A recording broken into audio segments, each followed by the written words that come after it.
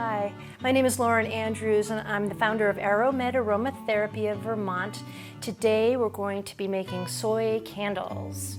And soy wax is made from the soybean oil and it makes a lovely candle. It's unscented, so whatever essential oils that you choose to put in there, it really holds the aroma quite nicely, and it's very easy. It's basically just melting and pouring. And so we're starting with a 3-ounce little glass. That's going to be our holder for the candle wax. And I've got a wooden wick that has a stabilizing clip for the bottom. And so what I usually do with the stabilizing clips is, and I do this with other sorts of wicks. You can use the more traditional wick if you like. I like the aesthetic of the wooden wick, and it crackles when it burns too, which is really nice. So what I usually do just to get it to stick, the clip to stick, there we go, is I'll just melt a little bit of the soy wax right in the middle, let it drip right in the middle of the cup, the glass holder. I think that's good enough. I've got one in there. And then I'll just place it. Just make sure it's right in the middle, right where you want it. Yeah, that looks perfect. All right, so that's done. And next we're going to measure out 3 ounces of the soy wax. So I'm just going to turn on my scale. I use my scales quite a lot. They come in handy, and it's already been tared. So we want 3 ounces.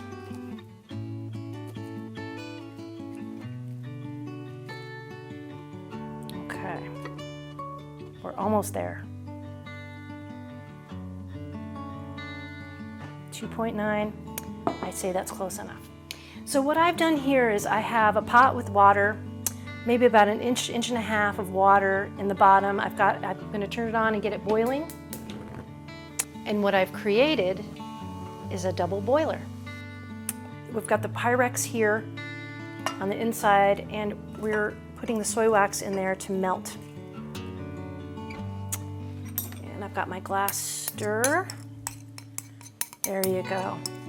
So while the soy wax is melting in the Pyrex, we're going to measure out the essential oils. And the 2 essential oils that we're going to be using today are Balsam Fir, one of my favorites, and we're going to be using lime. And lime is, well, sometimes the essential oils can, particularly the citruses can really get lost when you're making candles. Their molecular weight is they have very small molecules and they evaporate very quickly.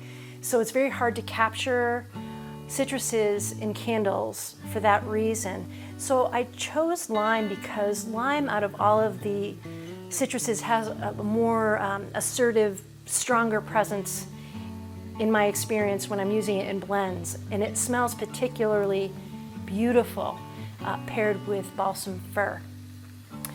And often when I'm using essential oils for candles, I'm using oils that are a little bit older.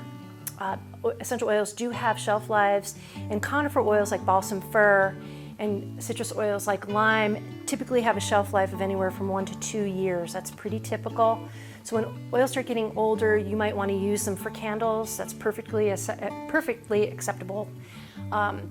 Or you can use them in your cleaning supplies too. You don't want those oils to go to waste, and they can find a wonderful life both in these candles and in cleaning supplies. So today we're focusing on the soy candle. So you need quite a lot of essential oil in a candle. And so we're going to measure out 2 mLs of both the Balsam Fir and the lime. And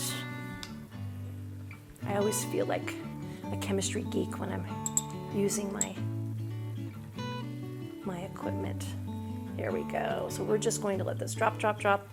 It's about 25 drops typically to make an ml.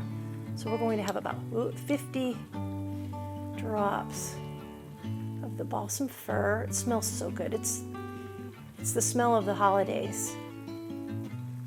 And we get our Balsam Fir from a wonderful distiller up in Canada, and the oil's made from the distilled needles of the balsam fir tree. All right. think we are at 2 mLs there. And we're going to do the same thing with the lime. The lime to me is like happiness in a bottle. I don't think there's a more uplifting aroma in my mind than lime. And lime is an oil I lean on, and I can say the other citrus oils too. I live in Vermont, so you know we get what we call cabin fever, and I use the citrus oils in February, March, you know, when we're coming to the end of a long winter, and it really does uplift my mood, and it's very commonly used for that purpose. Natural antidepressant. So this is looking good. The soy wax is melting. We're probably another minute or two on that. And you know, you can easily substitute the soy wax for beeswax. If you have a preference for beeswax, that's fine.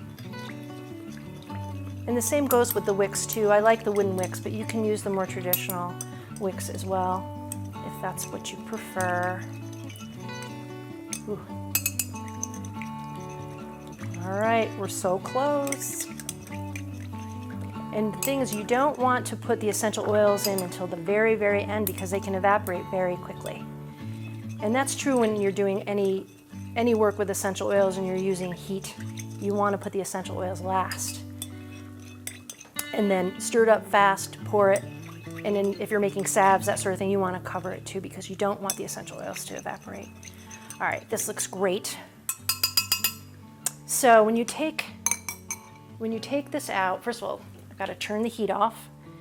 Pull it out, you just want to wipe down the bottom. You don't want any water getting into your candle or any other products that you're making. You want to avoid the water. So let's put this here. We're going to quickly stir in the essential oils and pour it into our candle holder. Great, we've got everything ready.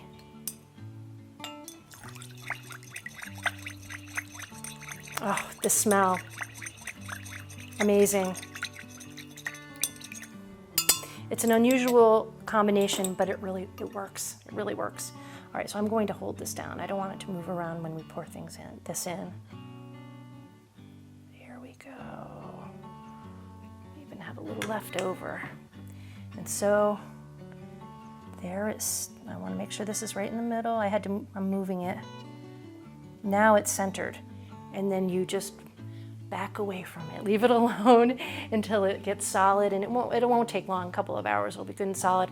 I would wait a good 24 hours before you burn the essential, the candle.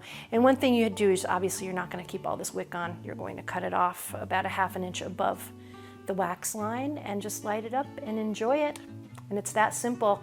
I know when my kids were younger, I would make candles like this for teachers' gifts, or the children would help me make them for relatives for gifting. It's very inexpensive and it's a lot of fun, and people really like receiving homemade gifts, especially candles. Everybody likes candles.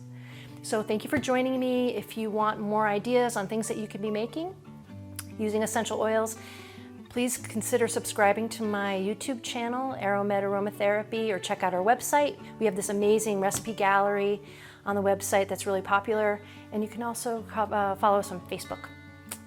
Thank you so much.